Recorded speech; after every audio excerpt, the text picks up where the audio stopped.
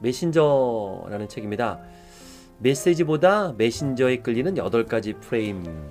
스테이브 마틴, 조지프 마크스가 지었어요. 스테이브 마틴은 설득의 심리학, 로버트 치알디니 박사님이 1편 쓰셨죠. 그리고 2편, 3편은 스티브 마틴과 공조를 했어요. 경제 칼럼니스트이자 인플루언서이신 분입니다. 자, 이분이 주저자로 쓴 책이에요. 그래서 설득의 심리학의 연장선이다라고 생각하시면 되겠습니다. 21세기 북스에서 나왔어요. 어떤 사회에서든 가장 중요한 메신저는 교사와 부모다. 항상 최선을 다하는 그들 한 사람 한 사람에게 이 책을 바칩니다. 맞는 말이에요. 제일 먼저 우리 부모에게 배우고 그 다음 우리 선생님에게 배우죠. 그분들이 메신저예요. 그러니까 그분들의 컨텐츠도 있지만 그 사람이 평소에 했었던 행동, 말투, 표정 이런 것들은 그 사람만이 할 수 있는 거잖아요. 그래서 메신저는 굉장히 중요한 것 같아요. 당신을 처음 만났던 날이야말로 제 인생의 행운의 날이었습니다. 뛰어난 과학자, 인내심 많은 멘토, 영감을 주는 동료의 다정한 믿을 수 있는 친구 로버트 치알디니에게 이런 글을 썼네요. 자, 목차를 되게 보시면 이 책이 어떤 방향으로 썼고 무슨 이야기를 하려는지를 한눈에 볼 수가 있어요. 그래서 항상 책을 보실 때는 목차를 보세요. 1부와 2부로 나뉘는데요. 1부는 하드 메신저, 2부는 소프트 메신저 해서 하드 메신저는 4가지의 그 프레임이에요. 사회적인 지위, 부와 명성, 위계질서, 그러니까 상사 이런 거에 상사냐 부하냐에 따라서 말의 힘, 메시지의 힘이 달라지죠. 그래서 유명세를 치르지 않고 어떻게 주목받을 수 있는지 우리 모두는 지위를 추구하는 이유, 그러니까 갑이 되려고 하는 이유들, 또 지위의 순기능, 광고에 왜 유명인이 등장하는가, 유명할수록 부유할수록 영향력은 강력해지죠. 어디 사느냐 이런 것도 요즘 되게 중요한 것 같아요. 자, 프레임 2, 역량, 전문가, 경험, 잠재력, 옷이 날개다, 옷 잘 입어야 된다. 또 얼굴에 좀 유능해 보이는 얼굴에 이런 그 프레임이 있대요. 자기 홍보의 딜레마. 어떤 얘기를 할지 대충 감이 오시죠? 자, 프레임 3, 지배력, 권력, 우월성, 남성성. 요게 이제 트럼프에 대한 사례를 들면서 힐러리와 트럼프의 대통령 그 선거 전에서의 그 트럼프 행동들, 지배력, 뭔가 이렇게 우월성을 보이려고 하는, 남성성을 보이려고 하는 그런 이제 사례를 좀 이 책에서 볼 수 있고요. 매력, 귀여움, 미모, 평균성. 매력이 있으면 참 유리해요. 많이 유리합니다. 재판에서도 심지어 감형받을 수 있대요. 근데 반대로요. 매력의 단점도 있습니다. 이 책을 보면 예쁘고 남자들한테 주목받는 매력도를 가진 사람은요. 같은 여성들한테 괴롭힘을 당한다. 이게 우리가 그냥 통념적으로 알고 있는 거를 학술적으로 여기서 증명을 했어요. 예쁜 여자는 피곤하다. 단점이다. 그래도 예뻐지고 싶죠? 2부 소프트 메신저, 프레임 5, 온화함, 호감, 친절함, 이타심 해서 호감을 주는 사람, 호감을 받는 사람, 호감도를 어떻게 높이느냐, 온화함을 어떻게 높이는지 나와 있고요. 또 취약성, 솔직함, 개인서사, 열린 마음. 우리가 타인을 도우려는 성향을 본능적으로 해요. 거기에 대한 이제 증거들이 있어요. 그러면서 내가 만족감을 느끼고 자존감이 올라가거든요. 그거에 대한 얘기들. 또 신뢰성, 굉장히 중요하죠. 신뢰할 것인가 말 것인가. 우리가 원시 시대에 살면서 사람에게 우리는 지금 폭력성이 많이 줄어든 겁니다. 옛날에는 굉장히 많은 폭력이 자행됐죠. 인간만이 그런 것이 아니라요. 우리가 알고 있는 챔피언치도 엄청난 폭력성을 갖고 있는데 우리가 선한 모습만 봐서 그래요. 네, 그런 것들이 그런 것 때문에 이 사람을 신뢰하느냐 안 하느냐 굉장히 중요한 거거든요. 본능적으로 신뢰감을 느껴요. 뭐 이런 것들에 대한 이야기. 또 카리스마. 어떤 사람들이 이제 카리스마 있느냐 그래서 비전과 정열적이고 자신감 있는 사람에게 우리는 카리스마를 느끼죠. 그리고 에필로그로 모든 메신저를 압도하는 절대 메신저는 존재할까라는 글로 됩니다. 자, 프롤로그 카산드라의 저주에 대한 이야기가 있고요. 보면 이게 참 내용이 좋은데 다소 어려울 수도 있어요. 외국의 사례라든가 외국의 논문이 많기 때문에 그럼에도 불구하고 이 책을 좀 보셔야 돼요. 새롭게 느끼는 것들이 많고요. 물론 알려진 것도 있지만 보통 책들이 보면 많은 다른 책들을 이제 베낀 책이 많은데 이 책은 그렇지 않더라고요. 인용한 것도 있지만 또 새로운 인용법들이 많아요. 기존의 뻔한 인용이 아닌 조금 더 어디서 찾아냈는지 야 이걸 찾아냈네 라는 그런 인용들이 많아서 저에게는 되게 좋았어요. 익숙하지 않은 것들 좋은 그 사례들이 되게 많아요.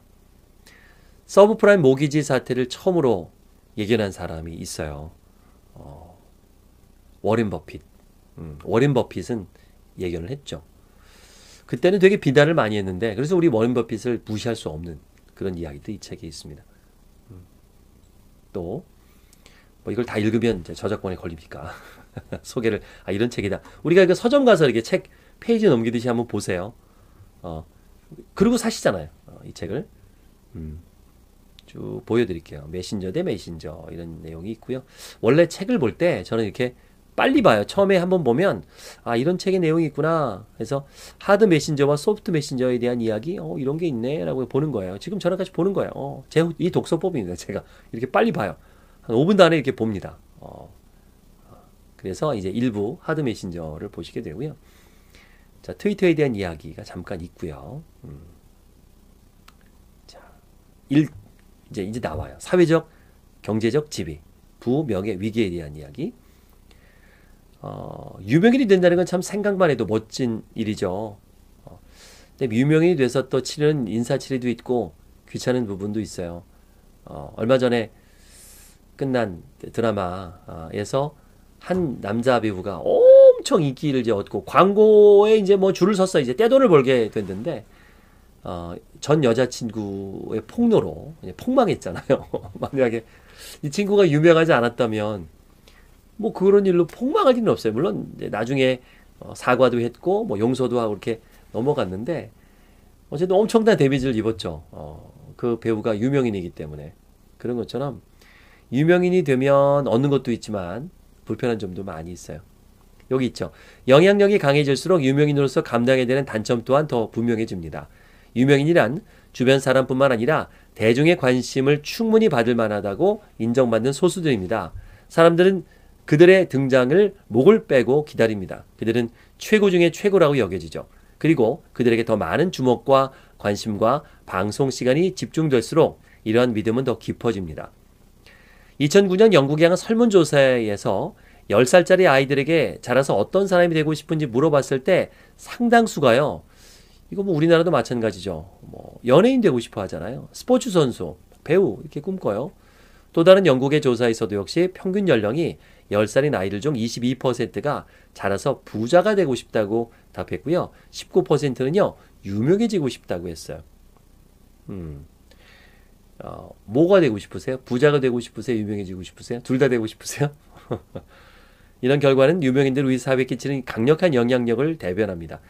유명인들은요. 명성에 뒤따르는 관심을 싫어할지 몰라도 어쨌든 그로 인해서 마땅한 자격을 훨씬 뛰어넘어서 권력과 영향력을 부여받게 되죠. 뭐 영화배우라든가 뭐 스포츠 스타라든가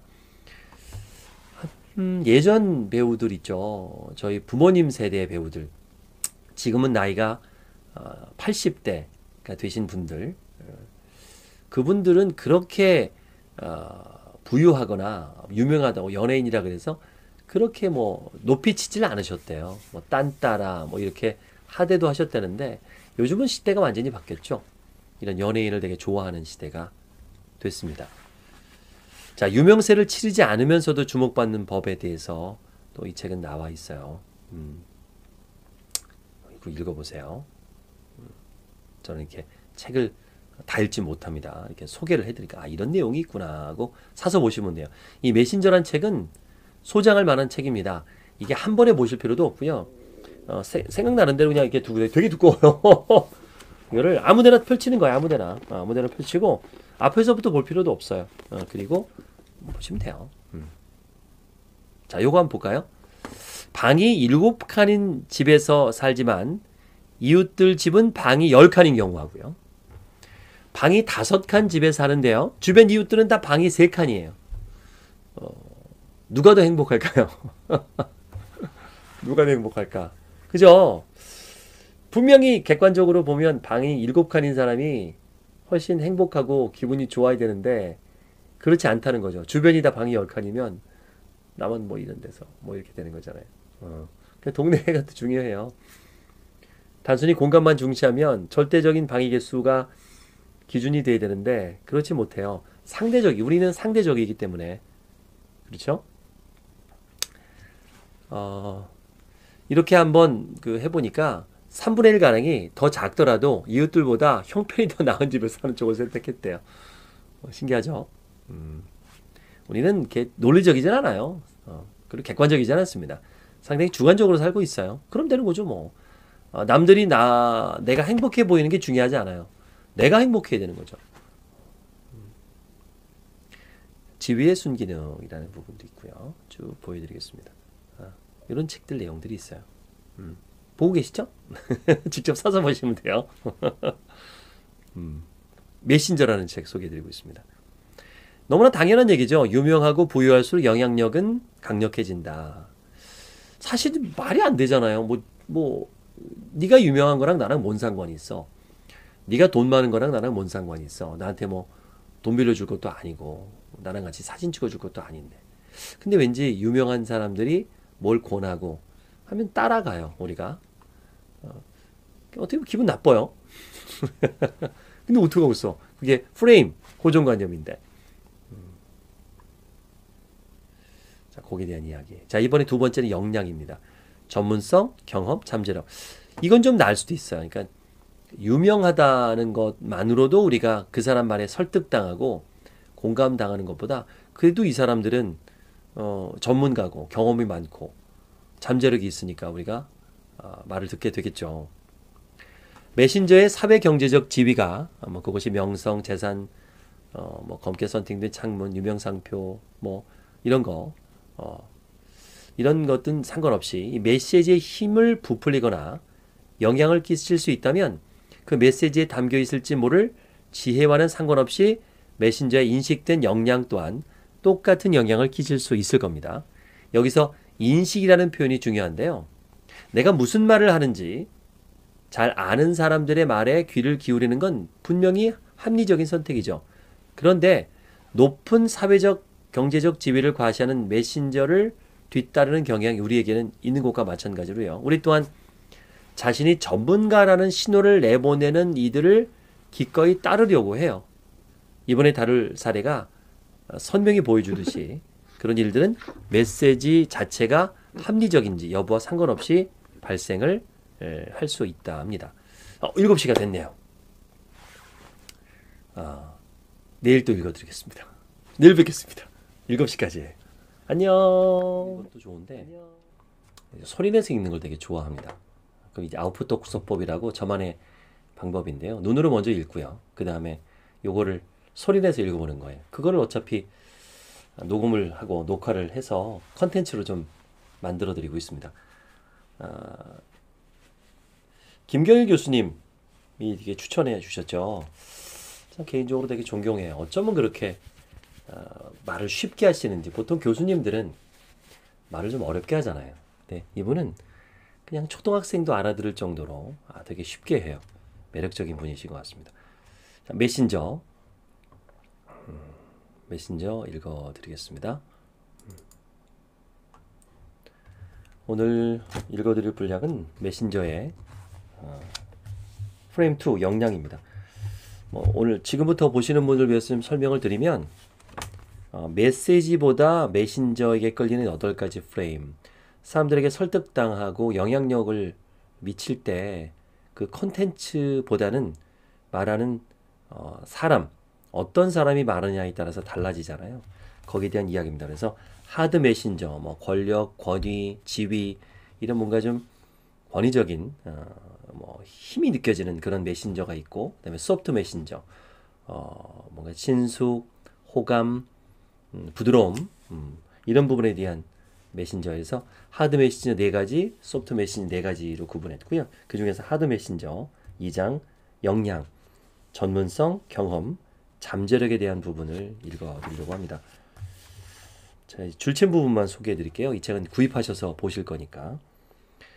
메신저의 사회 경제적 지위가 그것이 명성, 재산, 검게 썬팅된 창문, 유명 상표 혹은 무엇을 통해 얻어지는 상관없이 메시지에 힘을 부풀리거나 영향을 끼칠 수 있다면 그 메시지에 담겨 있을지 모를 지위와는 상관없이 메신저에 인식된 역량 또는 똑같은 영향을 줄 수 있다. 이게 좀 말이 어렵죠. 아무래도 논문을 쓰신 분이 교수님들이고 논문 쓰듯이 쓴 거예요. 그러다 보니까 이거 번역할 때도 좀 부드럽게 번역을 못했어요.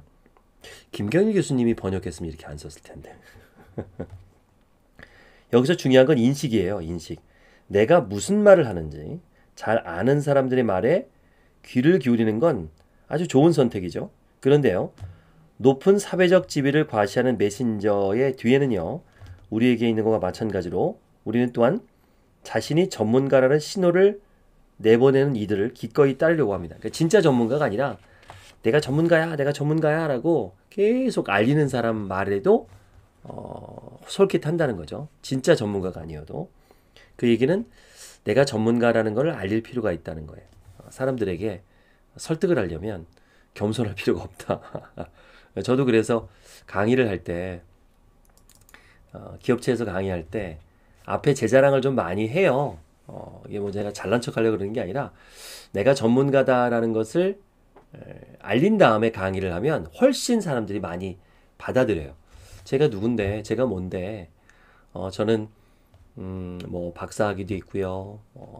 경력도 뭐 아나운서도 했고 쇼호스도 했었고 뭐 이렇게 사람을 길러내고 책을 22권 썼고 영화도 출연하고 뭐 방송도 나오고 이걸 좀 길게 설명합니다. 그러니까 어떤 분은 막 뭐야 쟤 잘난 척하고 뭐 그럴 수도 있어요. 근데 그렇게 하고 메시지를 전달하면 확실히 잘 전달돼요. 사람들이 수용합니다. 그런 부분의 이야기인 것 같아요. 재미난 실험이 있어요. 여기 직장 귓병. 이게 뭐냐면 직장이 하면 이거 학문 쪽 대장 쪽이죠. 직장 학문 쪽 귓병이라는 이런 의문스러운 제목을 단 그런 논문이 나왔습니다. 학술지에. 이 컬럼에서는요. 오른쪽 귀 통증을 호소하면서 병원을 찾은 환자를 의사가 진료하는 과정에서 일어난 해프닝이 써 있어요. 자, 진찰을 마친 의사는요. 환자 귀 안에 염증이 있다고 정확하게 진단을 했어요. 그리고 염증, 항염제죠. 항염제를 이제 투약하려는 처방도 정확히 내렸어요. 이 과정에서요. 이런 일이 있습니다. 환자의 right ear, 그러니까 오른쪽 귀죠.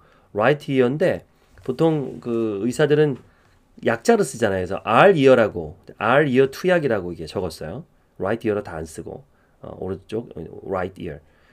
근데 이게 그 ear를 리어라고 하는 뜻도 있대요. 이게 ear가 그러니까 R ear가 리어죠. 이게 보면 궁둥이라고 이제 보인 거예요. R ear가 궁둥이. 그래서 간호사는 궁둥이에다 투약해야 되나 보다고 생각한 거. 이걸 착각할 수 있잖아요. 리어, R 리어 똑같죠? 그래서 환자를 이렇게 뭐로 눕게 해요. 저도 이거 해봤는데 해열제 넣을 때 이렇게 하거든요. 항문에다가 이제 가슴팍까지 무릎을 올리고 옆으로 누워갖고 직장에다가 이제 항염증제를 투여한 거야. 아니 귀병이 났는데 왜 항문에다가 염증제를 투여를 해요? 오른쪽 귀에, 그러니까 오른쪽 귀에 염증이 났으면 오른쪽 귀에 투여해야 되는데 항문에다가 투여한 거예요. 근데 간호사도 그렇고 환자도 그렇고 아무런 의문을 제시하지 않은 거예요. 이게 뭐예요? 전문가가 권위적인 사람이 조치를 취하니까 사람들이 따른 거죠. 이런 실험은 많아요. 뭐 그 의사가 가운을 입고 있는 의사가 가짜 의사죠. 몰래카메라에서 쪼그려뛰기를 시켜요. 책을 들고 그럼 해요. 그 EBS에서 다큐를 했는데 쪼그려뛰기를 하는데 하더라고요. 그런 걸 보면 이 사람이 전문가다라는 인식. 중요한 거는 인식이에요. 정보가 과부하되고 빠른 속도로 움직이는 현대 사회의 특징 때문에 우리에게는 어떤 메신저의 전문성이 진짜이며 적합한지 충분히 따져볼 시간과 자원이 부족한 겁니다. 그저 능력이 있어 보이는 사람의 제안에 따르는데 만족하죠. 그렇지 않으면 다른 우선순위에 투자해야 될 소중한 시간과 자원을 낭비하게 되는 거죠. 저 사람이 전문가일까? 진짜 전문가 맞아? 이런 에너지 낭비하기 싫은 거예요. 그냥 전문가겠지. 라고 그냥 믿고 따르는 거죠. 하지만 우리는 누군가가 능력이 있어 보이는지를 어떻게 판단할 수 있을까요? 특히 요즘처럼 우리의 관심을 끌기 위해서 각자가 자신이 전문가라고 주장하는 이런 시대에 말이죠. 그래서 이제 의복, 옷이 날개다. 전기 충격 실험 있잖아요. 밀그램의 전기 충격 실험도 가운을 입고 있는 사람이 그 전기 충격을 주라 그래요. 저쪽 건너편에 있는 사람이 전기 의자에 앉아 있는데 전기 충격을 볼트를 올리라 그러면 그 가운을 입고 있다는 것만으로도 이 사람이 의사일 거다, 아니면 박사일 거다, 교수일 거다라고 생각을 하고 따른다는 거예요. 그래서 가운을 입나 봐요. 약사님들이, 의사님들이 그래서 가운을 입는 것도 있습니다. 그래서 제복을 입는 것도 있고요. 장신구도 똑같은 기능을 할 수 있대요. 담당 의사가 청진기를 걸치고 있을 때 환자들이 조언을 기억할 가능성이 그렇지 않을 때보다 더 높다는 결과도 나옵니다. 이 장신구, 청진기라는 부분들 우리에게 인식도 있죠. 이번엔 얼굴 부분이에요. 유능해 보이는 얼굴이 있답니다. 유능해 보이는 얼굴. 자, 얼굴에 기반하여 내리는 잘못된 능력 평가는 심각한 후속 결과로 이어지는 일이 자주 일어난답니다. 자, 이런 결과가 잘 드러난 연구가 있어요. 실험 참가자들에게 CEO 사진 50장을 보여줘요. 이들 중 절반은 포춘 1000대 기업 최상위권 회사의 임원이었고요. 나머지 절반은 최하위권 회사의 임원이었어요. 사진을 본 참가자들은 사진을 보고 그들의 개인적인 특성을 예상해 보라는 질문을 받았습니다. 결과는 놀라웠어요. 참가자들이 가장 능력이 있을 거라고 평가한 얼굴들이 실제로는 수익성도 좋고 성공적으로 운영되는 기업의 CEO였고요. 반대로 능력이 떨어질 거라고 판단한 얼굴들은 상대적으로 성공도가 낮은 기업의 CEO였어요. 남성과 여성 CEO 모두 마찬가지였습니다. 여기서 흥미로운 질문 하나 던져볼 수 있죠. CEO들이 최고의 위치에 오른 이유는 그럴 만한 능력을 갖췄기 때문일까요? 아니면 그런 능력을 갖춘 것처럼 생긴 외모 덕일까요? 당연히 그들은 외모만으로 그 자리에 오른 것은 아닐 겁니다. 라고 이제 얘기하겠죠. 어분성설이라고 항변할 때 거예요. 그 항변은 마땅한 근거도 있고요. 그런데요. 뛰어난 잠재력을 갖추고 있는 사람이 혹시라도 단지 외모가 따라주지 못해서 능력 있는 CEO로 인정받지 못한 경우는 없는지 의문을 품는 사람도 있을 겁니다. 또 같은 이유로 일부 CEO는 능력이 다소 떨어지지만 신체적 모습 때문에 그 자리를 지키고 있을 거라고 믿고 싶은 유혹도 생겨요. 그죠? 사람들이 고위직으로 여기는 사람들에게 대해서 이렇게 할 말이 많다는 점을 생각하면 누구에게 표를 던질 것인지 결정하는 문제에 관해서도 비슷한 태도를 취하려는 점은 전혀 놀랍지도 않습니다. 여기서도 다시금 누군가 능력 있어 보인다면 그 사람은 틀림없이 능력이 있다는 믿음이 진실로 받아들여집니다. 그리고 그 믿음은 대단히 빠르게 강화되고요. 저도 좀 학원을 운영하는데 쇼호스트 관련하고 운영하는데요. 정말 실력 있고요. 말도 잘하고 세일즈 포인트도 잘 하는 친구가 있어요. 근데 막상 캐스팅 되는 거 보면 예쁜 애들이 캐스팅이 돼요. 말도 잘 못하는데. 그러면 이유가 있겠죠. 뭔가 외모가 예쁘고 세련되고 호감된 외모를 갖고 있으면 매출도 올라갈 것이라는 그런 사장들의 기대가 있겠죠. 또 아예 아니다라고는 할 수 없어요. 아무래도 착하게 생기고 이쁘게 생기면 눈이 한 번 더 가잖아요. 눈이 한 번 더 가면 상품도 더 보게 되고 이걸 뭐 나쁘다 좋다라고 할 수 없이 우리가 그렇게 세팅돼 있다는 겁니다. 이 외모에 대한 오해로. 근데 그 CEO가 또는 그 임원이 사람들 많이 만나는 직도 아니고 그냥 사무실에서만 일하고 있는 업무인데 단지 외모가 출중하다는 이유만으로 과연 뽑을 수 있을까요? 그런 생각도 좀 드네요. 프린스턴 대학교에서 실시한 한 연구에서요.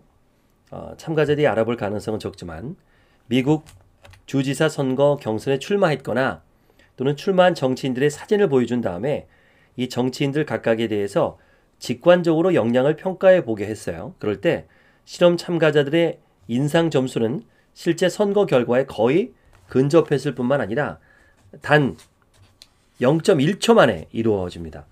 승자를 제법 정확하게 추정하는데 단지 후보들의 얼굴을 슬쩍 보는 것만으로도 충분했던 것입니다.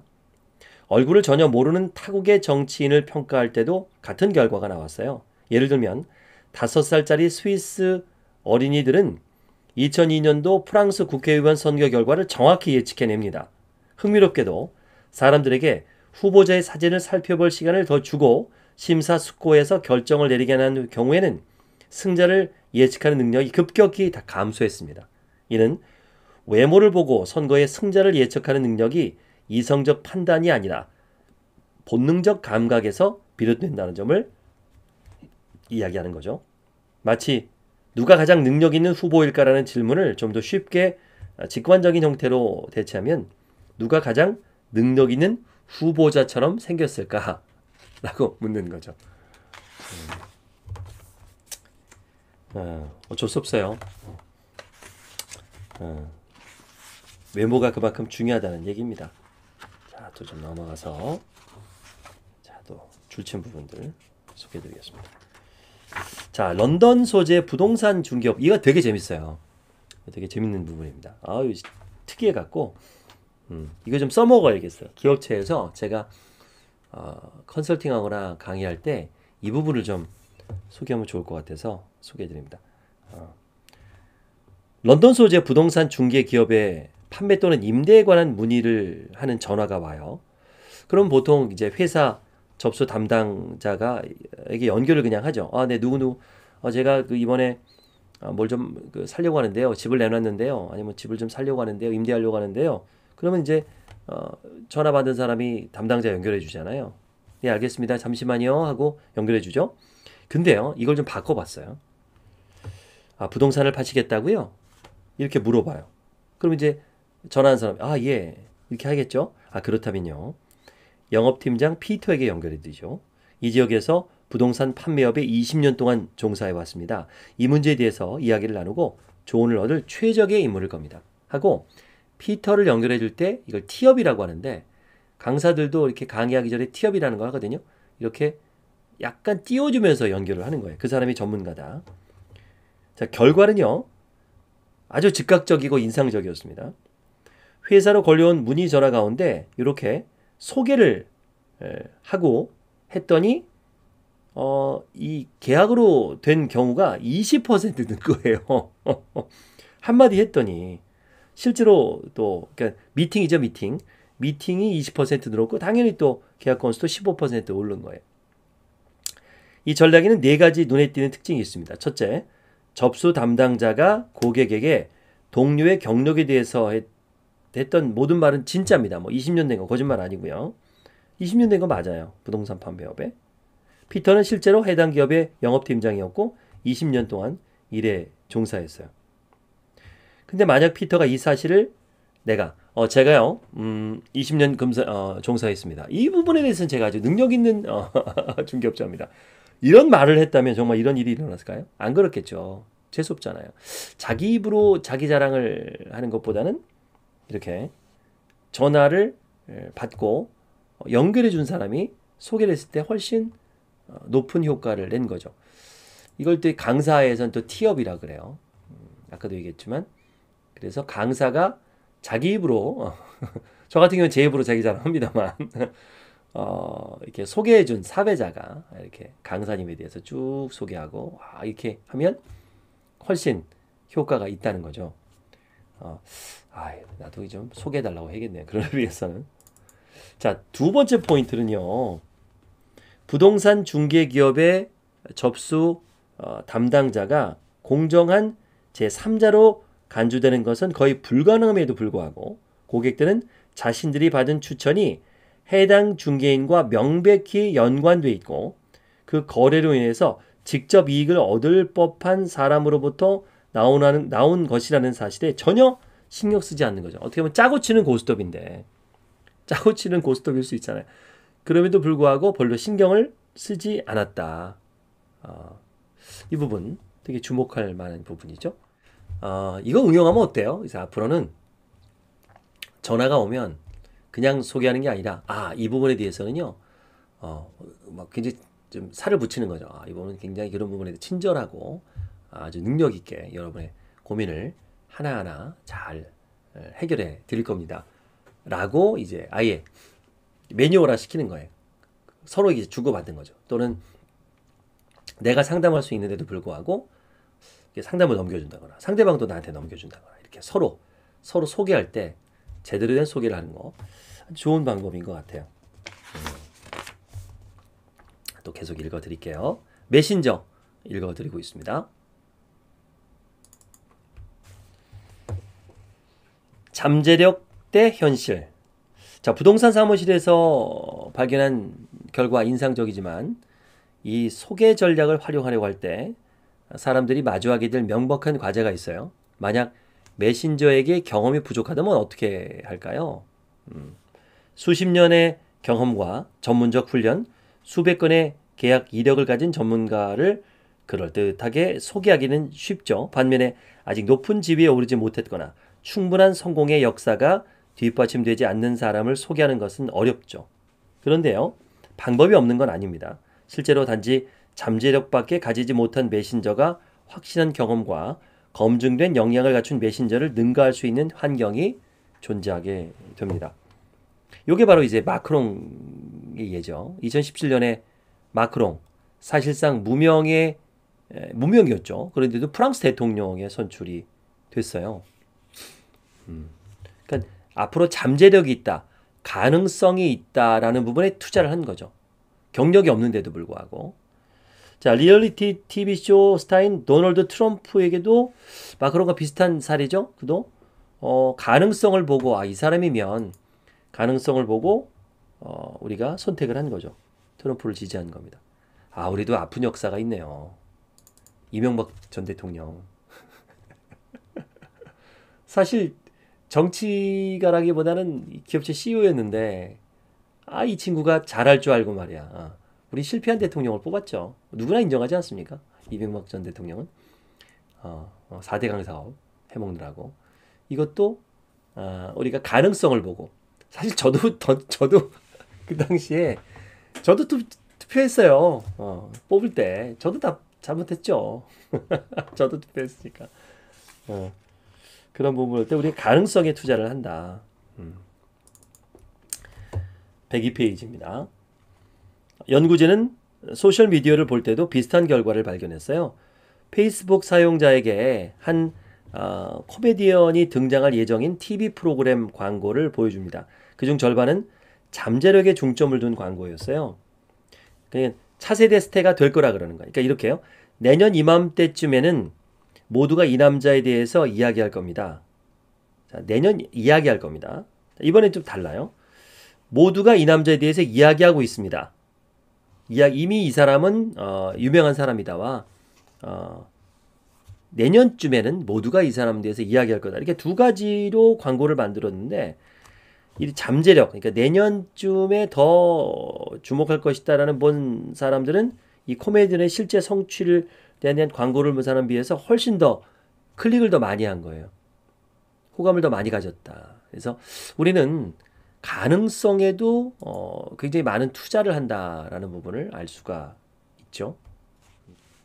제너럴 모터스는 230만 대를 팔았어요. 테슬라는 2만 5천 대를 팔았어요. 그런데도 불구하고 테슬라가 더 높은 가치가 있다고 평가하는 거죠. 이것도 가능성에 사람들이 관심이 더 많고 그쪽에 더 중요하다고 생각하는 사례가 되겠죠. 사람들이 언제나 확정된 성취에 비해서 불확실한 잠재력을 선호한다는 의미는 아니에요. 하지만 잠재력을 가진 메신저에게 더 큰 주의와 관심을 주게 될 수는 있습니다. 자, 역량을 무시하지 말라는 거예요. 외모나 또 그 사람의 지위 이런 것들도 사람들이 중요하지만 역량도 상당히 중요한 가치를 갖고 있다입니다. 다음은 프레임 3 지배력입니다. 권력, 우월성, 남성성에 대한 이야기 또 읽어드릴게요. 2016년 미국 대통령 선거 첫 토론에서 공화당 후보 도널드 트럼프는요. 경쟁자인 민주당 힐러리 클린턴의 말을 51번이나 잘라먹습니다. 아주 건방지죠. 우린 이러지 말라고 배우는데. 클린턴이 말하는 동안 평균 50초마다 한 번씩 끼어든 셈이에요. 이후 토론에서 트럼프는 이 전술을 유지했을 뿐 아니라 힐러리를 육체적으로도 지배하려 들었습니다. 여러 차례 그녀를 불길하게 바라보면서 무대를 가로질러 말 그대로 스토킹을 했던 겁니다. 이 오만한 후보를 현대민주주의 국가에서 대통령으로 선출했던 이유는 무엇일까요? 이해가 안 되죠. 매력적이고 협력에 익숙하고 온건한 사람, 적도 아군으로 만드는 재주를 가진 사람, 아군을 희생시켜 적으로 만들려고 하지 않는 사람, 이런 사람이 이제 우린 좋다고 생각하는데, 반면에 남을 지배하려는 목표를 가진 사람은 분명히 뭐 매력이 없는 사람인데 희한해요. 우리가 누구에게 귀를 기울일 것인가의 문제에 관한 한 지배적이라고 여겨지거나 타인에 대해 지배력을 행사하는 메신저에 그걸 더 우리가 이 사람의 말에 귀를 기울이면 더 이익이 있을 것이다라는 그런 일이 매번은 아니지만 자주 발생할 수 있다는 거죠. 이게 하드 메신저인데요. 하드 메신저는 우선 자신의 지위를 가졌다는 점을 입증시켜서 자신의 메시지가 수용되게 만드는 특징이 있습니다. 자, 예를 들면 유전학에서 유전자의 한 형질 변이 혹은 변이, 뭐 대립 유전자, 우성 열성이 있는데 이걸 좀 어려워요. 설명해 드릴게요. 열성이 있고 우성이 있어요. 열성이 있고 우성이 있어요. 뭐 완두콩 열성 우정자인데 이게 두 개일 때, 그러니까 열성 우전자가 두 개이거나 이럴 경우에는 뭐 주름지 완두콩이 됩니다. 그런데 큰 알과 작은 알 유전자가 하나씩 있을 경우에는 우성인 큰 알이 그 영향을 받게 돼요. 근데 완두콩의 경우에는요, 알은 완전한 우성이고 요 스몰 알은 완전한 열성이에요. 큰 알, 대립, 그러니까 라지 알 대립 유전자가 언제나 이깁니다. 한쪽이 이기면 다른 쪽은 제로섬 게임과 같아요. 인간도 그래요. 사회적 집단의 구조는 좀 더 복잡해질 수 있지만 개인적 관계 중에서 다수가 지배적인 사람과 순종적인 사람으로 규결됩니다. 그러니까 갑과 을로 우리 우성과 열성, 완두콩처럼 인간도 뭔가 내가 우성이다, 뭐 지배적이다 이런 사람한테 복종을 한다는 얘기예요. 유전학적으로도 봐도 지배적인 메신저의 핵심 목표는 타인을 이기는 겁니다. 이런 사람들한테 우리는 지게 돼요. 이기려는 사람들한테. 나쁜 남자한테 여자분들이 매력이 끌리는 것도 이런 의미인가요? 이런 생각도 드네요. 저 사람 누가 봐도 나쁜 남자인데 이 트럼프는 좀 나쁜 남자과잖아요. 그런데도 불구하고 사람들은 그 매력에 빠져들어요. 자, 만약 그 목표를 경쟁자나 도전자를 희생시켜 달성할 수 있다면 훨씬 더 좋을 겁니다. 지배적인 메신저에게는 금상첨화가 되겠죠. 실제로 지배적인 사람이 친근하고 예의 바른 행동을 보여준다면 우리는 그 사람을 덜 지배적이라고 인식하게 됩니다. 그들은 권력을 장악해야 할 때 강인하고 단호한 모습을 드러내며 특정 집단을 다른 집단들의 상위에 두는 비평등주의를 지지합니다. 정치인 누가 떠오르네요. 히말라야 원숭이들도 그래요. 이 줄수 이게 참 재밌는데 이 히말라야 원숭이의 사례. 무리지어 살던 목마른 수컷 히말라야 원숭이들이 이제 한 마리씩 돼서 대형 스크린 앞에 데려다 놓는데요. 원숭이들을 스크린을 보고 있다가 왼쪽으로 가면 과일 주스를 좀 많이 먹을 수 있어요. 근데 오른쪽에는 자신과 같은 원숭이가 있어요. 근데 그 원숭이 사진을 보면 주스를 좀 덜 먹어요. 그러니 희한한 건요. 권위적이고 굉장히 매력적이고 권위적인 그런 원숭이 사진 쪽으로 간다는 거예요. 주스를 좀 덜 먹어도. 신기하죠? 신기해요. 여기 보면 지배적이고 지위가 높은 수컷 원숭이를 보는데 주스 양을 포기한다는 겁니다. 동시에 자기보다 지위가 낮은 수컷을 보는 쪽보다는 오히려 주스를 먹고요. 좀 찌질해 보이는 수컷을 보는 것 대신에 주스를 먹고 우월한 수컷을 보는 쪽에는 이 주스를 포기한다는 거죠. 이게 뭐예요? 우리 인간도 좋아하는 스타를 보느라고 정신 팔려서 저녁 식사를 안 먹는 그럼 본인의 이익을 포기하잖아요. 어떤 나랑 아무 상관없는 사람인데 팬을 보느라고 스타를 보느라고 이것도 연관이 있지 않느냐라는 얘기를 하는 거죠. 참 우리가 또 학교 폭력과도 여기 연관이 된다라는 이야기들이 써져 있습니다. 재밌죠? 우리가 이렇게 알고 있는 부분이에요. 그런데도 이렇게 실험을 통해서 증명하는 것이 학자들의 몫인 것 같습니다. 자, 이렇게 메신저 읽어드리고 있습니다. 다음 시간에도 또 메신저 읽어드릴게요. 내일 또 뵙겠습니다. 안녕. 3장을 읽을 차례죠. 자, 오늘 소개할 책, 오늘 읽어볼 책은 메신저라는 책 중에서 메시지보다 메신저에 끌린 8가지 프레임 중에서 지배력이라는 부분입니다. 이 책은 하드 메신저, 소프트 메신저 이렇게 구분을 해서 말하는 사람이 조금 권위적이고 우월하고 뭐 이런 쪽으로 설득을 하느냐 아니면 공감과 호감, 부드러움으로 설득하느냐 그런 이야기를 나누고 있어요. 이게 어제 읽었군요. 이 부분은. 어젠 이거 읽었어. 이 얼굴에 대한 이야기. 이 부분을 이제 오늘은 매력, 귀여움, 미모, 평균성 이라는 매력 부분을 한번 같이 읽어볼게요. 2016년 아시안 TV의 진행자이며 또 모델인 로나 데니시는요, 말레이시아 세무당국에 자신의 미모를 유지하기 위해서 지출한 비용을 보전받을 수 있는 방법을 요구했어요. 그러니까 세금을 깎아달라 했습니다. 왜냐하면 이게 또 말이 좀 돼요. 예쁘다, 유명하다 이런 사람은 돈이 더 많이 든다는 거예요. 그걸 포함해서 품위 유지비가 많이 든다. 사람들이 기대하는 것이 있기 때문에 그래서 자기를 포함한 모든 말레이시아 국민들에게 세금을 납부할 의무가 있는데 유명인은 공제를 좀 더 받아야 된다. 외모를 갖고 있는 돈이 많이 드니까. 그래서 직업 비용으로 좀 유지해달라. 어떻게 됐을까요? 거절했습니다. 세무당국은 거절했어요. 아니 유명하면 거기에 대한 이득이 많잖아요.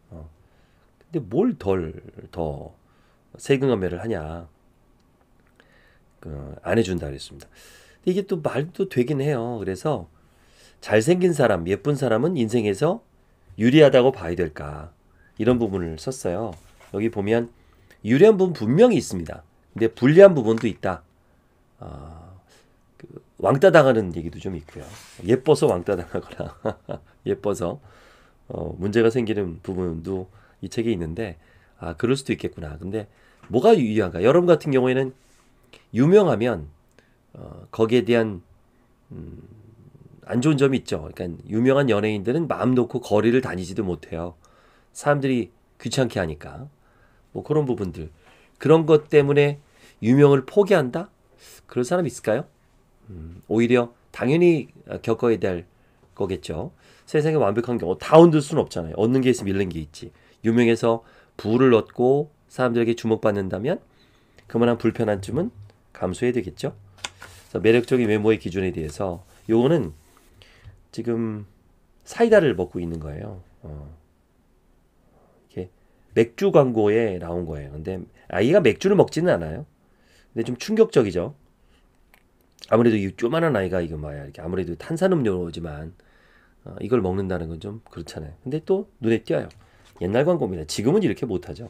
그래서 귀여운 아이는 꽤 영향력 있는 광고 모델 메신저가 될 수 있죠. 그런 이야기들이 써 있습니다. 자, 매력을 가진다면 어떤 장점이 된다라는 부분도 여기 나와 있고요. 또 법원에서 잘생겼다, 예쁘다라는 것 때문에 형을 감형받는 사례는 굉장히 많이 나와요. 우리나라도 이제 뭐 칼기 폭파 범, 뭐 기억나시죠? 그런 사례도 있고 좀 잘생겼다는 거, 외모가 좋다는 거. 그래서 또 재판을 받으러 갈 때 단정하게 입고 가라고 얘기하잖아요. 막 진짜 범죄자인 것처럼 하고 가는 것보다 머리를 늘어뜨리고 화장을 안 한 창백한 얼굴로 그렇게 가면 유리하다. 뭐 그런 얘기도 있고요. 자, 매력을 어떻게 끌어올리는가라는 부분에 대한 소개가 있습니다. 그럼 매력의 단점, 요 매력의 단점 어떤 단점이 있는지 궁금하시죠? 한번 읽어볼까요? 한 번은 라디오 인터뷰 도중에 컨트리성 가수인 돌리 파튼이 한 어린 소녀에 대한 이야기를 한 적이 있었습니다. 8살쯤 된 소녀는요, 60대 후반인 피튼의 콘서트에 온 관객인데요. 이 피튼은 이 소녀가 아름다운 빨간 머리에 밝은 피부, 예쁜 녹색 눈동자를 가졌다고 회상합니다. 파튼에게 사인을 정하는 소녀에게 그녀가 이름을 물었어요. 졸린이에요. 소녀가 답했습니다. 참 예쁜 이름이구나. 그 이름에 대한 곡을 써야겠어. 파튼이 말해줬습니다. 그리고 파튼은 실제로 같은 제목의 곡을 만들었어요. 그런데 사실 이 노래는 그 어린 소녀에 관한 곡이 아니라 또 다른 빨간 머리, 돌리 파튼이 살았던 곳 근처 은행에서 일했던 여자에 관한 곡이었습니다. 그녀는 제 남편에게 제대로 꽂혔죠. 파튼이 설명했어요. 그리고 그 여자가 관심을 보이니 남편도 은행에 가는 걸 즐겼고요. 그건 남편과 저 사이의 일종의 농담거리였죠. 전 이렇게 말하곤 했어요. 헐, 당신 은행에 너무 오래 있는 거 아니야? 우리에게 그만큼 돈이 많지도 않은데 말이지요. 라고요. 그 여자는 제가 갖지 못한 모든 것을 갖고 있었죠. 파트는 이야기를 이어갔어요. 예를 들면 다리 말이에요. 키가 거의 180cm는 됐으니까요. 그 외에도 저처럼 키가 아주 작은 사람한테는 없는 모든 걸 가졌어요. 그러니까 당신이 아무리 아름다운 여자라도 항상 다른 여자들에게 위협을 받는다는 거예요. 끝. 이 가사의 단어가 200개가 넘지 않는 돌리 파튼의 노래 졸리는 그동안 사회과학자들이 설명하러 가진 애를 써왔던 널리 알려진 효과를 절실하게 묘사해냈습니다. 바로 여성의 매력이 다른 여성에게도 불러일으킬 수 있다는 적대감 말입니다. 2,000명 이상의 청소년을 대상으로 한 캐나다 연구에서는 보호 요인으로서의 매력을 사용하는 남성은 다른 남성들로부터 희생양이 될 가능성이 적지만 여성의 경우에는 반대 결과가 나온다는 점을 발견했습니다. 매력적인 여성은 다른 여성들에게 괴롭힘을 당할 가능성이 더 많다는 거예요. 이와 유사한 게 심리학자 프랭크 메간드루는 여성의 미모가 타인에게서 어떻게 야수성을 자극할 수 있을지에 대해 광범위하게 글을 써왔습니다. 이들은 남성이 얼마나 쉽게 아름다운 여성에게 이끌리는지 곧장 알아차리기 때문에 무리를 지어서 소문과 근거 없는 이야기를 퍼뜨려서 그녀의 명성을 떨어뜨리고 지위에 나쁜 영향을 주고 외모를 깎아내린다는 겁니다. 이런 조치가 성공을 거두면 대상 여성의 사회적 관계망을 유지하려는 능력과 친구 관계가 훼손되고 사회적으로 무력한 위치에 놓이게 될 수 있습니다. 만약 언어적 공격으로 그녀를 사회적으로 고립시키는 데 성공하지 못할 경우에는 신체적 위협과 폭행을 가할 수도 있습니다. 이야. 그렇습니까? 전 여성이 아니어서 이 남성들은 좀 잘생기고 힘세고 뭐 이렇게 이런 사람들 복종을 좀 잘해요. 아무래도 그 권력관계, 조직관계 옛날에 사냥을 했으니까 능력 있는 친구 옆에 있어야 뭐라도 하나 얻어 먹을 수 있잖아요. 근데 여성들은 좀 아닌가 봐요. 좀 매력적인 여성들은 괴롭힘을 당할 확률이 높다. 인정하십니까? 저는 잘 모르겠습니다. 이 책에 써 있으니까. 오늘 매력에 대한 이야기. 자, 하드 메신저에서 소프트 메신저로. 자, 하드 메신저와 소프트 메신저가 좀 어색하니까 어떤 차이가 있는지 한번 볼게요. 176페이지입니다. 1920년대와 1930년대 미국 통신회사 웨스턴 유니언은 위기를 맞았어요.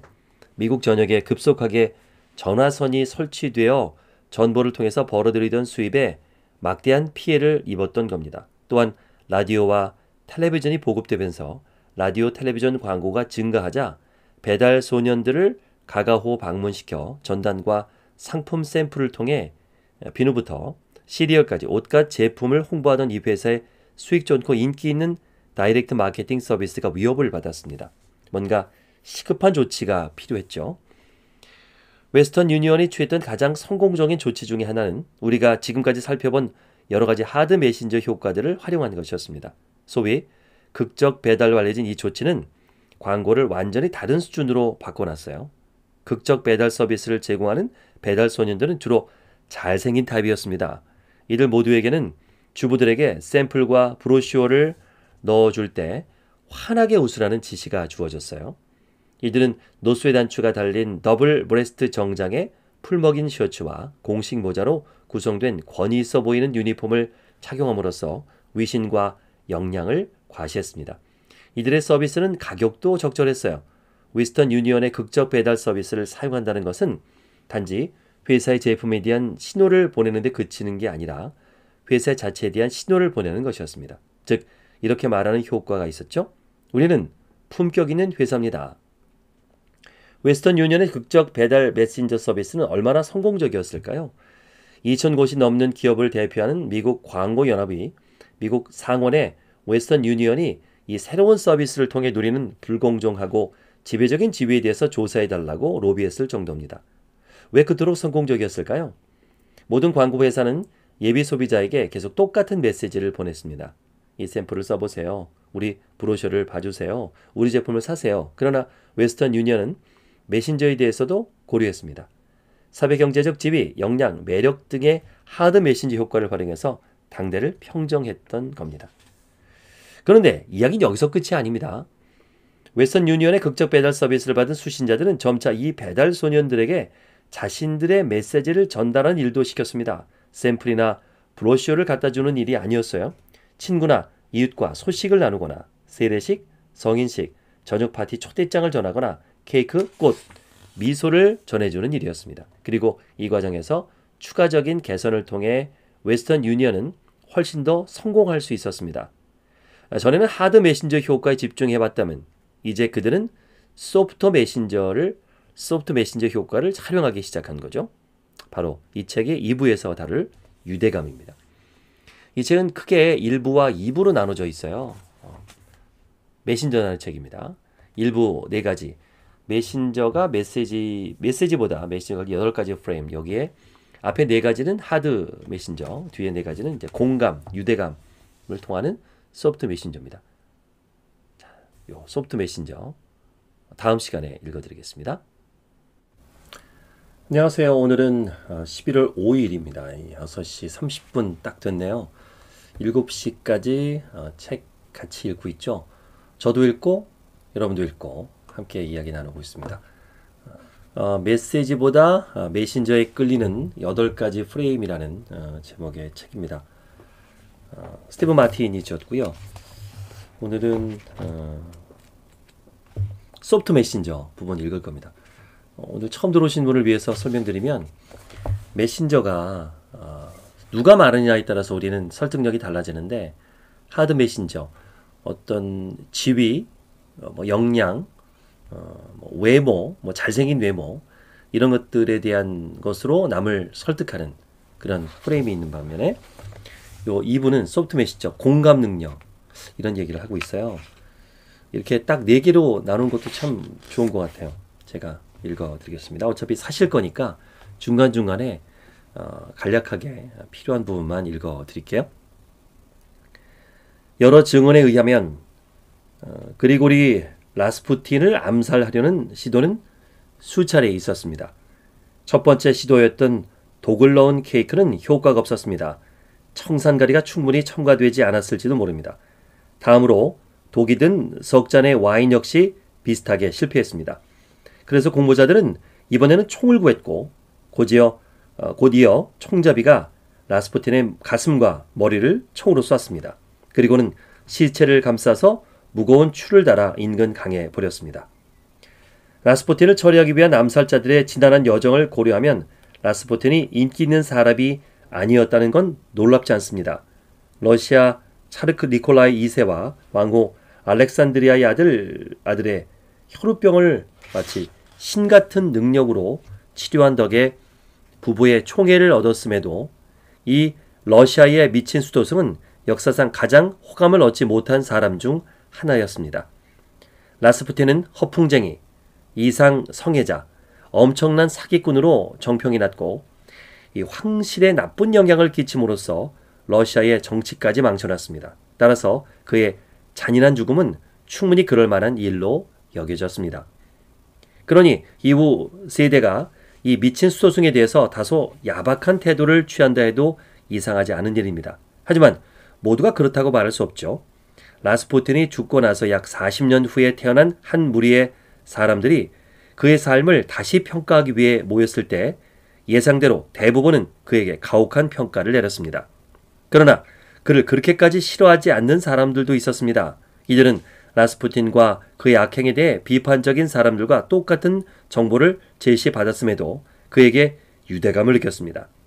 그들 중 누구도 이 유대감이 어떻게 형성됐는지 정확히 설명할 수는 없었겠지만 말입니다.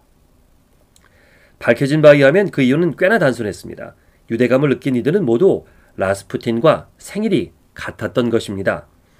우리 각자에게는 소속감이 필요하고 또 타인과 유대감을 형성하려는 근본적 욕구가 내재되어 있습니다. 공통된 관심사, 공통된 관점 혹은 누군가를 향한 콕 집어 설명하기 어려운 따스한 감정은 사람들을 하나로 묶기에 충분합니다. 그리고 우리가 이런 유대감을 느낄 때, 즉 다른 누군가와 어떤 식으로든 연결되어 있다고 느낄 때 우리는 아무런 유대감이 없는 경우보다 그들의 말을 많이 듣고 더 중요하게 여기는 경향이 있습니다. 달리 말하자면 힘을 쥐고 있는 건 그들의 메시지보다는 메신저 자체라는 뜻입니다. 이것은 특정한 문화나 성격 유형의 특징이 아니라 보편적인 현상입니다. 모든 인간은 타인들과 사회적 유대감을 형성하려고 합니다. 남을 보살피고 자원을 공유하며 협력하려고 합니다. 그리고 긍정적인 사회적 유대감을 경험할 때 우리는 뜻밖의 행복감을 선물 받습니다. 통제감, 자존감, 삶의 만족도가 모두 향상됩니다. NGO 단체인 세계 가치조사의 데이터에 따르면 강력한 사회적 관계 혹은 사회적 자본의 소유는 재산, 수입, 물질적 소유를 넘어서 인간의 행복도를 예측하는 최고의 변수입니다. 이 가장 기본적인 인간적인 욕구를 채우지 못하는 이들은 엄청난 대가를 치러야 합니다. 외로움은 물론 다양한 신체적, 정신적 건강과 연관된 감정들인 불안감, 우울증, 낮은 자존감, 비만, 분노, 때로는 반항심마저 경험합니다. 미취학 아동들을 대상으로 한 종적 연구에서는 이 사회적 배제가 6세 아이들의 공격성 증가와 협력 감소를 예측해주는 요인임을 입증했습니다.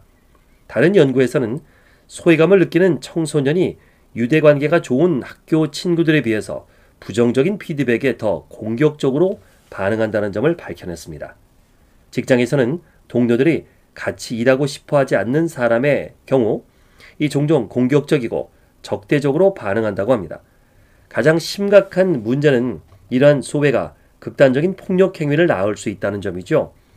미국의 거의 모든 학교 총기 난사 사건은 사회적으로도 배제된 개인에 의해서 자행됐습니다. 그러니까 왕따, 무시당하고 그런 거잖아요. 인기 있고 존중받으면 저렇게 총격을 할 일은 없겠죠.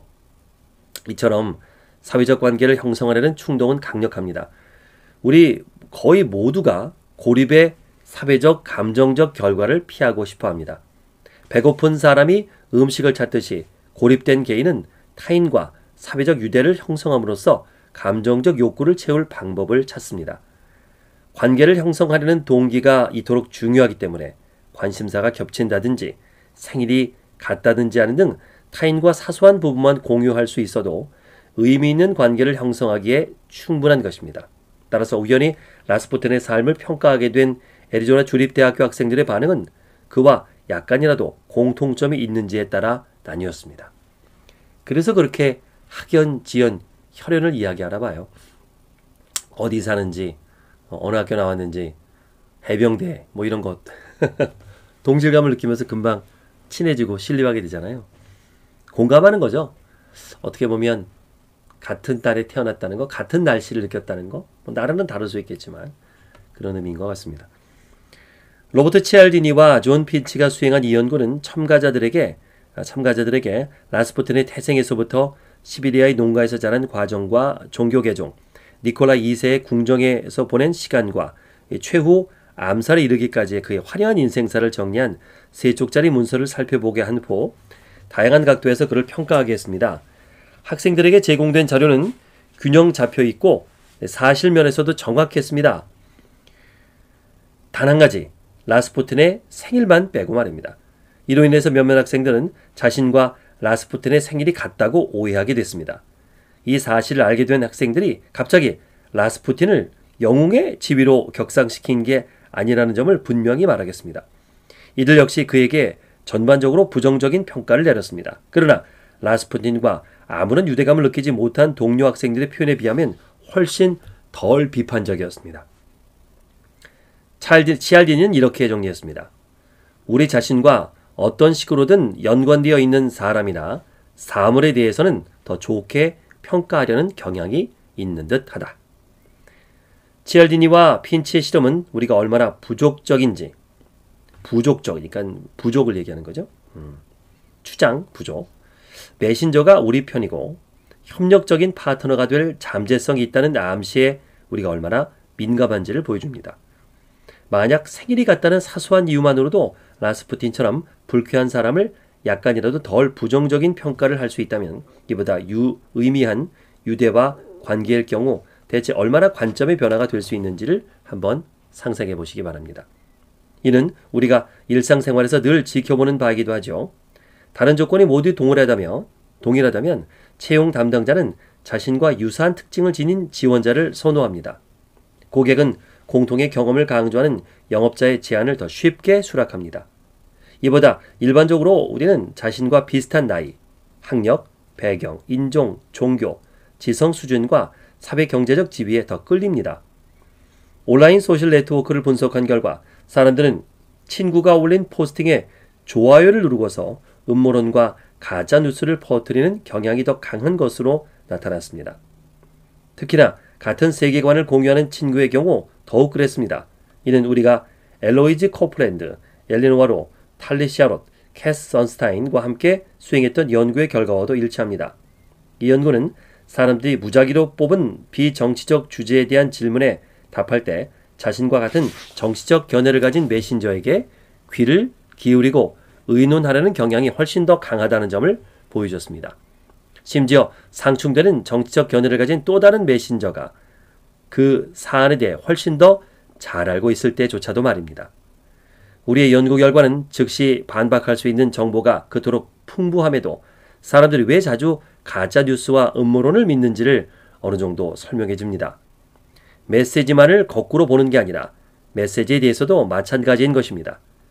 자신과 유사한 사람이나 자신이 선호하는 출처에서 전파되는 것이라면 어떤 것이든 믿도록 설득할 수조차 있을 것 같습니다. 유대감이 강조되면 놀라운 결과가 나타납니다.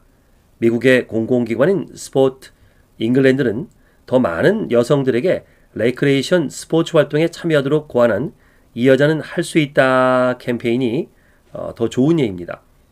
보통 이런 캠페인에는 영감을 주는 여성 스포츠 스타가 출연할 거라고 예상할 것입니다. 하지만 실제로 제작된 영상과 포스터에는 다양한 체형, 사이즈, 능력을 가진 여성들이 등장했습니다.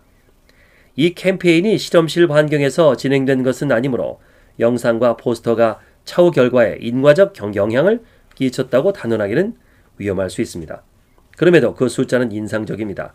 스포트 잉글랜드에 따르면 약 280만 명의 영국 여성들이 이 캠페인을 보고 그에 해당하는 혹은 그 이상의 활동을 했다고 보고했습니다. 지위가 높은 메신저보다 자신과 관련성 있는 메신저에게 기우는 경향은 짐바브웨의 성건강 프로그램에서도 비슷하게 나타났습니다. 스포츠 관련 주제를 홍보하는데 스포츠 스타를 예상하는 것처럼 콘돔 사용을 통한 안전한 섹스를 권장하는 최적의 메신저로는 흰 가운을 입은 의사와 건강관리 전문가일 것입니다.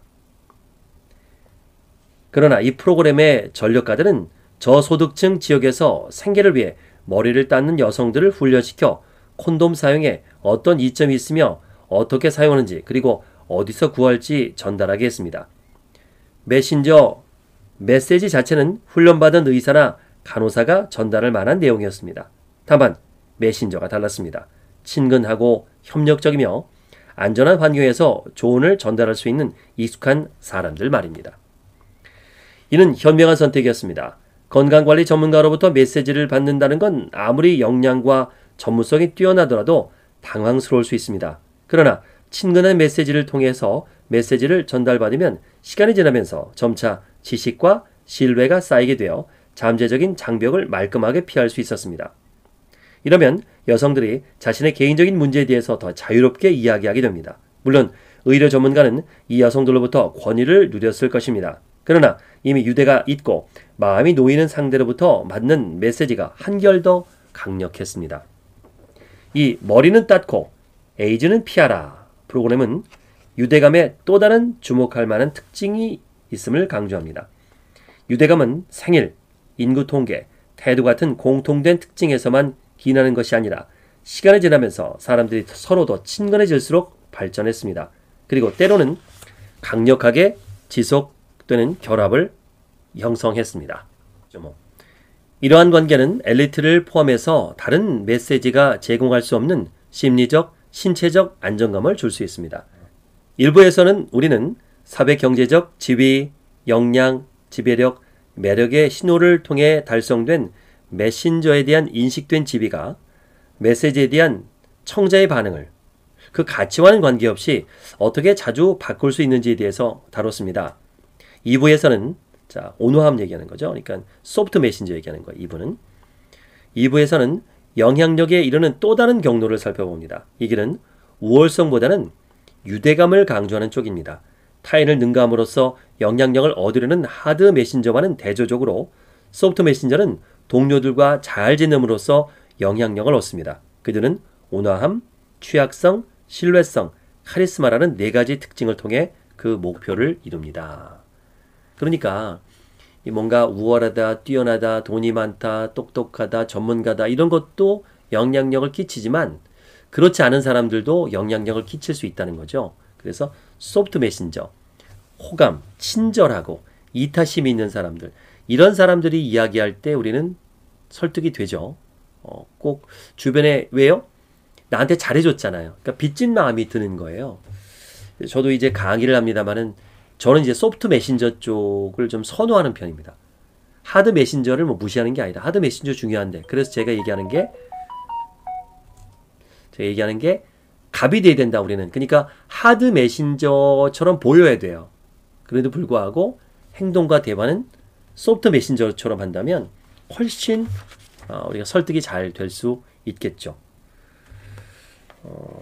뭐 다양한 사례들이 있어요. 이 책을 꼭 보세요. 메신저라는 책입니다. 내가 어떻게 살아야 되는지에 대한 또 어떤 사람들의 말을 들어야 되는지에 대한 이야기가 아주 잘 나와 있는 책이에요. 좀 어렵긴 합니다. 그래도 그렇게 아주 어려운 건 아니에요. 몇 번 읽다 보면 또 어차피 이 많은 책의 내용을 전부 내 것으로 만들 필요는 없습니다. 책 한 권 읽어도요. 거기서 한 가지만 내가 깨닫고 실천해도 성공한 거거든요.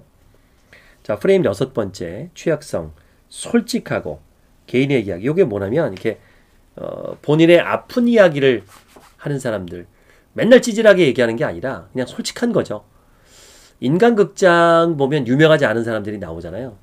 그런 부분들에게 우리는 마음을 열게 되고 마음이 열리죠. 그래서 개인 서사, 아픈 이야기. 그래서 우리가 강사들을 보면 스토리텔링을 하잖아요. 본인의 찌질했던, 힘들었던 과거사를 얘기하는 게 그런 파트라고 보시면 되겠습니다. 자, 프레임 7. 일관성이 있을 때, 그리고 사과하는 사람들. 오히려 사과하세요 그럴 때 사과 안 하는 사람들 있잖아요. 그런 부분들에 대한. 근데 이게 핵심 원칙이라는 거는 자기가 어떤 거를 했을 때 자기에 대한 그 원칙이나 이런 부분들이 뚜렷한 사람들 있잖아요. 정직한 사람들. 이런 사람들이 우리는 끌리게 되죠. 중간에 자꾸 소리가 나서 죄송합니다. 다음에는 이렇게 음성을 좀 해놓고 얘기했어요. 자, 신뢰 매트릭스라는 도표를 한번 보겠습니다. 신뢰 매트릭스. 믿을 것인지 믿지 않을 것인지 결정하기 위해서 가능한 한 결과에 따라 예상되는 가치를 계산해 볼 수 있습니다. 자, 신뢰와 타인이 신뢰에 보답할 경우 이익과 보답할 확률이 높아지겠죠. 자, 신뢰를 얻는데 타인이 신뢰를 배신할 경우 이 손해와 배신할 확률이 더 높아지니까 이게 더 커요.